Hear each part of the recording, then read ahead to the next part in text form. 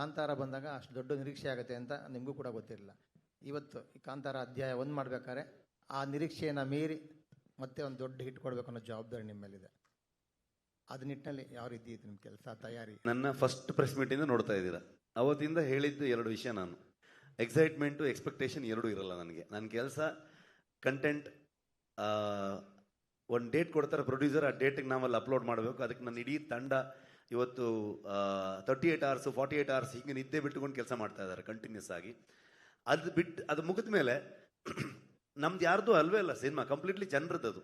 ಅವ್ರು ಹೇಗೆ ತೊಗೊಳ್ತಾರೆ ಅನ್ನೋದನ್ನೇ ನಾವು ಕಾಯ್ತಾ ಇರ್ತೀವಿ ಅಷ್ಟೇ. ಅವ್ರಿಗೆ ಏನು ಅನ್ಸುತ್ತೆ ಅನ್ನೋದನ್ನೇ ಕಾಯ್ತಾ ಇರ್ತೀವಿ ನಾವು. ಆ ವಿಷಯದಲ್ಲಿ ಒಂದು ಕಾತುರತೆ ಇರುತ್ತೆ ನಮಗೆ, ಯಾವ ಥರದಲ್ಲಿ ತೊಗೊಳ್ತಾರೆ ಈ ಫಿಲ್ಮ್ನ, ಇದ್ರ ಬಗ್ಗೆ ಏನು ಕ್ರಿಟಿಕ್ಸ್ ಬರ್ಬೋದು, ಎಷ್ಟು ಇಷ್ಟಪಡ್ಬೋದು, ಯಾವುದೆಲ್ಲ ವಿಷಯಗಳು ಇಷ್ಟ ಆಯ್ತು ಅವ್ರಿಗೆ, ಯಾವ ಥರದಲ್ಲಿ ನೋಡಿದ್ರು ಆ ಫಿಲ್ಮ್ನ ಅನ್ನೋ ಥರದ್ದು ಇರುತ್ತೆ. ಬಿಟ್ಟರೆ ಬೇರೆ ಯಾವುದೇ ಆ್ಯಂಗಲಲ್ಲಿ ನಾನು ಯೋಚನೆ ಮಾಡೋದಕ್ಕೆ ಹೋಗೋದೇ ಇಲ್ಲ. ಸೊ ಮತ್ತು ಅದೊಂದು ಬರ್ಡನ್ನು ಆಗಬಾರ್ದು, ಒಂದು ಜವಾಬ್ದಾರಿ ಆಗಬೇಕಷ್ಟೇ. ನಾವು ಕೆಲಸ ಮಾಡ್ತಾ ಆಸ್ ಅ ಪ್ರೊಡಕ್ಷನ್ ಹೌಸ್ ಈ ಸಿನಿಮಾನ ಹೇಗೆ ಶೆಪಪ್ ಮಾಡಬೇಕು ಅನ್ನೋದನ್ನ, ಹೇಗೆ ಮೌಂಟ್ ಮಾಡಬೇಕು ಅನ್ನೋದೊಂದು ಐಡಿಯಾ ಇರುತ್ತೆ. ಆಸ್ ಅ ಟೀಮ್ ನಮಗೆ ಈ ಸಿನಿಮಾನ ಯಾವ ಥರದಲ್ಲಿ ತರಬೇಕು ಅನ್ನೋದನ್ನ ಒಂದು ಐಡಿಯಾದಲ್ಲಿ ಹೋಗ್ತೀವಿ ನಾವು. ರಿಷಬ್ ಸರ್, ಕನ್ನಡದಿಂದ ಈ ಸಿನಿಮಾ ಆಗಿದೆ ಅಂತ ನೀವು ಮೆನ್ಷನ್ ಮಾಡಿದ್ರಿ. ಆದರೆ ಟ್ರೇಲರ್ನಲ್ಲಿ ನಾವು ಅಬ್ಸರ್ವ್ ಮಾಡ್ತೀವಿ ಕರಾವಳಿಯ ಕನ್ನಡನ ಬಳಸಿರೋದಕ್ಕೆ ಏನಾದ್ರು ಹಿನ್ನೆಲೆ ಇದೆಯಾ ಅಂತ. ಕಥೆಯೇ ಕರಾವಳಿದಾಗಿದ್ದಾಗ ಅದು ಕರಾವಳಿ ಕನ್ನಡ ಇಲ್ಲದೆ ಏನಿರುತ್ತೆ, ಅಥವಾ ಅಲ್ಲಿದು ಕರಾವಳಿ ಭಾಗ ಅಥವಾ ತುಳುನಾಡು ಅಂತೆಲ್ಲ ಏನು ನಾವು ತಗೊಳ್ತೀವಿ, ಆಗ ತುಳುವಿಗೆ ಸಂಬಂಧಪಟ್ಟಿರುವಂಥ ವಿಚಾರಗಳಿದ್ದಾಗ ತುಳುವಲ್ಲೇ ಬರುತ್ತೆ. ಕರಾವಳಿ ಕನ್ನಡದ ಕಥೆ ಆಗಿರೋದ್ರಿಂದ ಅದು ಕರಾವಳಿ ಭಾಷೆಯಲ್ಲಿ ಇರುತ್ತೆ. ಅಂದ್ರೆ ಸಾವಿರಾರು ವರ್ಷಗಳ ಹಿಂದಿನ ಕಥೆ ಆಗಿರೋದ್ರಿಂದ ಕನ್ನಡ ಆಗೂ ಕೂಡ ಹಾಗೆ ಇತ್ತಾ, ಅಥವಾ ಅದಕ್ಕೇನಾದ್ರು ರೆಫರೆನ್ಸ್ ಇದೆಯಾ ಅಂತ?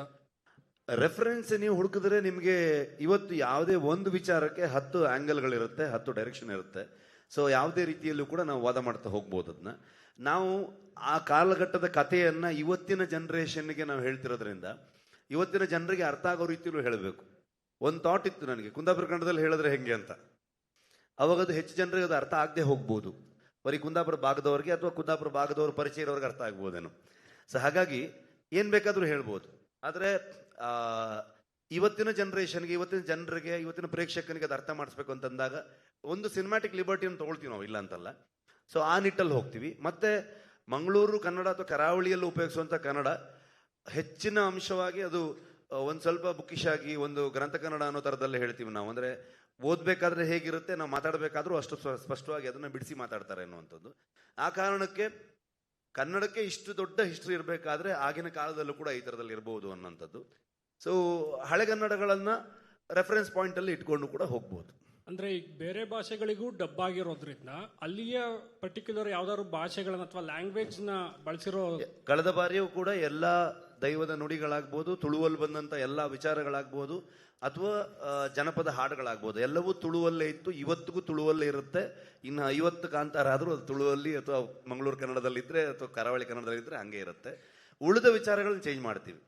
ಪ್ಯಾನ್ ಇಂಡಿಯಾ ಆದ ತಕ್ಷಣ ಯಾವುದು ಯಾವ ಮೂಲ ಎಲ್ಲಿಯ ಕಥೆಯನ್ನು ಹೇಳ್ತೀವಿ ಅನ್ನೋದು ಚೇಂಜ್ ಆಗೋದೇ ಇಲ್ಲ ಕಾಂತಾರ ವಿಚಾರದಲ್ಲಿ. ಈಗ ಇನ್ನೊಂದು ಬೇರೆ ಥರದ ಸ್ಕೇಲ್ ಇರುವಂಥ ಫಿಲ್ಮ್ ಅಥವಾ ಪ್ಯಾನ್ ಇಂಡಿಯನ್ ಫಿಲ್ಮ್ ಆದರೆ ಅವಾಗ ಅಲ್ಲಿಗೆ ಅದನ್ನು ಬದಲಾಯಿಸ್ಬೋದು, ಅಲ್ಲಿನ ನೇಟಿವಿಟಿಗೆ ತಕ್ಕನ ಹಾಗೆ. ನಾವಿಲ್ಲಿ ಹೇಳಬೇಕಾದ್ರೆ ಇದೇ ನೇಟಿವಿಟಿಯನ್ನು ಹೇಳಬೇಕಾಗತ್ತೆ. ಅಂದ್ರೆ ಈ ಕಥೆಯನ್ನು ಹೇಳುವಾಗ ನೀವು ಲೈಫ್ ರಿಸ್ಕ್ ಮಾಡ್ಕೊಂಡ್ರಿ ಅಂತ ಹೇಳಿದ್ರು, ಅದು ಅಷ್ಟು ಅವಶ್ಯಕತೆ ಇತ್ತ ಈ ಕತೆಗೆ ಅಂತ? ಅಲ್ಲ, ಲೈಫ್ ಯಾವತ್ತೂ ರಿಸ್ಕಲ್ಲಿರುತ್ತೆ. ಲೈಫ್ ಯಾವತ್ತೂ ರಿಸ್ಕಲ್ಲಿರುತ್ತೆ. ನಾವು ಯಾವತ್ತೂ ಶಾಶ್ವತ ಅಲ್ಲ. ಆದರೆ ಒಂದು ಸಿನಿಮಾದ ಬಗ್ಗೆ ಒಂದು ನರೇಟಿವ್ ಸೆಟ್ ಆಯ್ತಲ್ಲ, ಆ ಪಾಯಿಂಟಲ್ಲಿ ಹೇಳಬೇಕಾದ್ರೆ ನಾನು ಹೇಳಿದ್ದೆ ಅದನ್ನು.